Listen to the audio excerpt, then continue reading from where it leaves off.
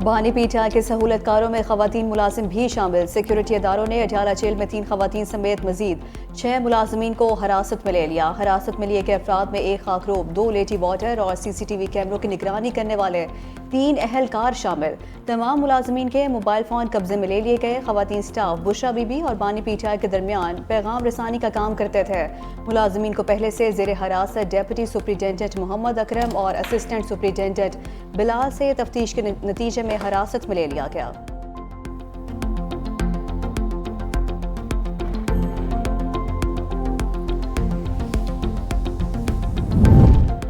अडयाला के मकीन के खदशात, सहाफियों से गैर रस्मी गुफ्तगू में बानी पीटीआई ने कहा, फैज हमीद को मेरे खिलाफ वादा माफ गवाह बनाया जाएगा। गिरफ्तारी का ड्रामा मेरा मुकदमा मिलिट्री कोर्ट में ले जाने के लिए किया जा रहा है। इन्हें पता है मेरे खिलाफ तमाम मुकदमात खोखले हैं जो स्टैंड नहीं करेंगे। कहा जा रहा है फैज हमीद 9 मई का मास्टरमाइंड है। अगर तो 9 मई को फैज ने मेरे अगवा का ऑर्डर दिया तो उसे पकड़े। सिर्फ इतना जानता हूं कि बाजवा ने बताया कि फैज सबसे काबिल जनरल है।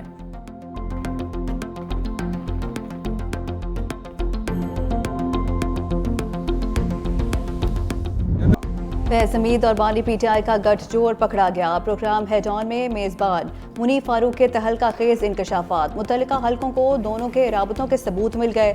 ज़राए के मुताबिक फैज हमीद को अब 9 मई को फौज में बगावत कराने के इल्जाम में भी चार्ज किया जाएगा।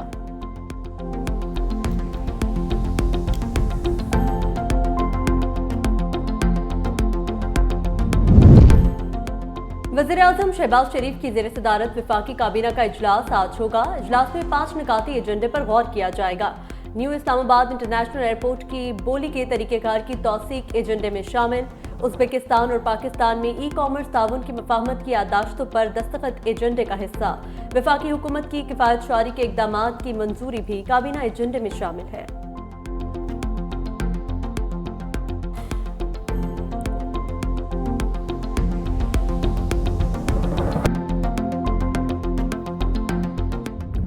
सुस्त इंटरनेट की गुत्थियां मजीद उलझने लगी। फायरवॉल तनसीब का फैसला पहले पीटीआई हुकूमत में हुआ। वज़ीर आज़म ऑफिस में फायरवॉल से मुतल्लिक इजलास की दस्तावेज सामने आ गई।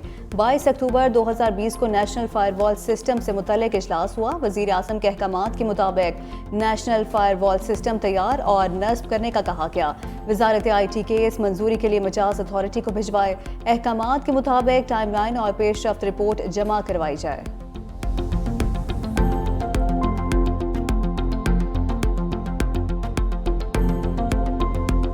किसी भी खुशहाल कौम की बुनियाद उसके निज़ाम तालीम में होती है। हमारी हुकूमत सबके लिए मियारी तालीम की फरहमी और इस बात को यकीनी बनाने के लिए पुरअज़्म है कि हर नौजवान को सीखने, बढ़ने, पढ़ने और सबकत हासिल करने का मौका मिले। नाराजगी के नाम पर दहशतगर्दी काबिल कबूल नहीं। नौजवान हर किस्म की इंतहा पसंदी को मुस्तरद करें। नायब वज़ीर आज़म इसहाक डार का इस्लामाबाद में 2 रोज़ा यूथ कन्वेंशन से खिताब। इसहाक डार ने कहा, दुनिया तेज़ी से बदल रही है, मुस्तकबिल उनका है जो नए दौर के तकाज़ों में ढल जाते हैं। नौजवान हमारे मुल्क का मुस्तकबिल है। बतौर कौम हमारा एक ही मकसद पाकिस्तान की तरक्की और खुशहाली होना चाहिए।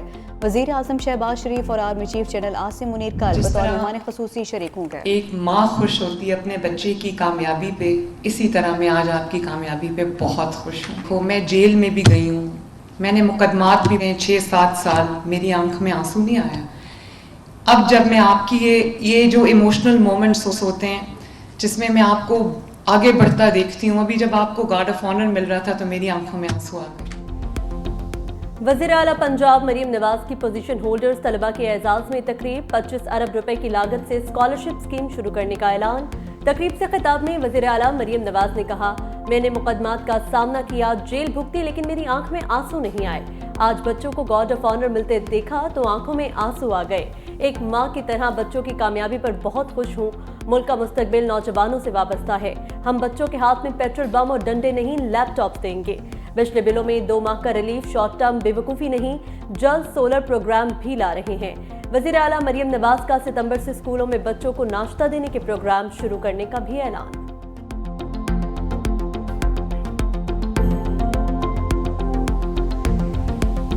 हमारी पार्टी ने पहली बार खातून को सदारती उम्मीदवार नामजद किया। हम अपनी आज़ादी और तरक्की के लिए लड़ेंगे। साबिक़ खातून अव्वल हिलरी क्लिंटन का शिकागो में डेमोक्रेटिक नेशनल कन्वेंशन से खिताब, कहा अमरीका का मुस्तकबिल डेमोक्रेट पार्टी के साथ है। हम न सिर्फ अमरीकी सदर का इंतखाब करेंगे बल्कि ये कौम को उठाने का वक्त है। कैमला हैरिस को अमरीका का 47वां सदर मुंतखब करेंगे। अमरीका में एक नए बाब का आगाज़ होने वाला है। नायब सदारत कबूल करना मेरे लिए एजाज़ की बात थी। हमने हमेशा अपने मुल्क के मुस्तकबिल पर नज़र रखी।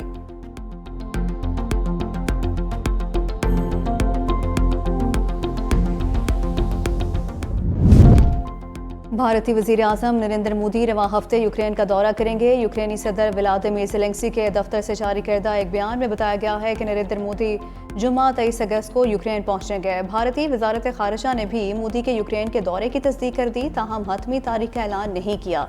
यूक्रेनी हुकूमत के मुताबिक भारतीय वज़ीर आज़म नरेंद्र मोदी का यूक्रेन का पहला दौरा होगा। मोदी ने गुज़श्ता माह रूस का दौरा भी किया था।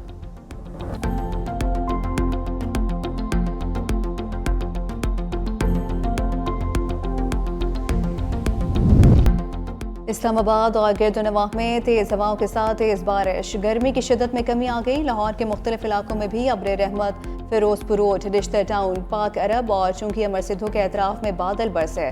आज़ाद कश्मीर के शहर भिम्बर में भी मूसलाधार बारिश, नदी नालों में तूफ़ानी आ गई, पानी दुकानों में दाखिल हो गया। बरनाला और समानी में भी तूफ़ानी बारिश का सिलसिला जारी। महकमा मौसमियात ने मज़ीद बारिशों की पेशगोई कर दी है।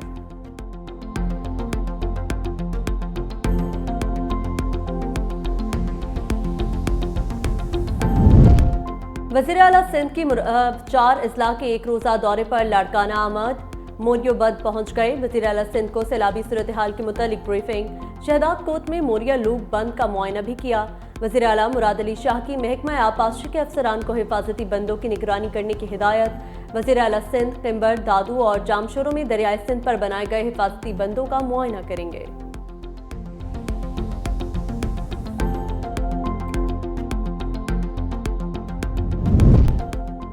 लाहौर में स्टेज और फिल्म अदाकारा फिरोजा अली की गाड़ी पर फायरिंग, अदाकारा थिएटर से निकली तो 2 मोटरसाइकिल सवार मुलजिमों ने फायरिंग कर दी। कोरियोग्राफर गोली लगने से जख्मी, फिरोजा अली महफूज रहीं। पुलिस ने मुलजिमों की तलाश शुरू कर दी।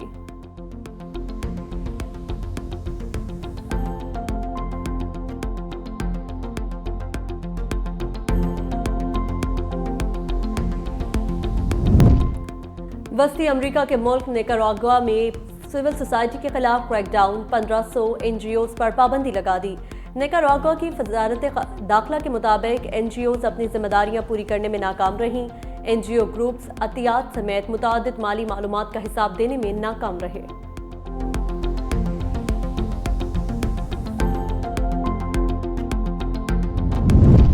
शाहीन बंगाल टाइगर्स पर झपटने के लिए तैयार। पहले टेस्ट के लिए 11 रुकनी कौमी स्क्वाड का ऐलान कर दिया गया।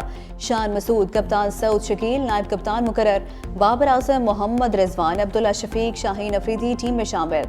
फास्ट बॉलर आमिर जमाल बांग्लादेश के खिलाफ टेस्ट सीरीज से बाहर, कमर की इंजरी से सेहतयाब नहीं हो सके। पहला टेस्ट कल से रावलपिंडी क्रिकेट स्टेडियम में खेला जाएगा। अजीम सूफी बुजुर्ग हजरत शाह अब्दुल लतीफ भट्टाई का 281वां सालाना उर्स भट्ट शाह में शुरू हो गया। गवर्नर सिंध कामरान टिसोरी ने 3 रोज़ा उर्स तकरीबात का बाकायदा इफ्तिताह कर दिया। उर्स के मौका पर दरगाह शाह भट्टाई पर चरागा भी किया गया। सिंध हुकूमत का आज सूबे भर में आम तातील का ऐलान।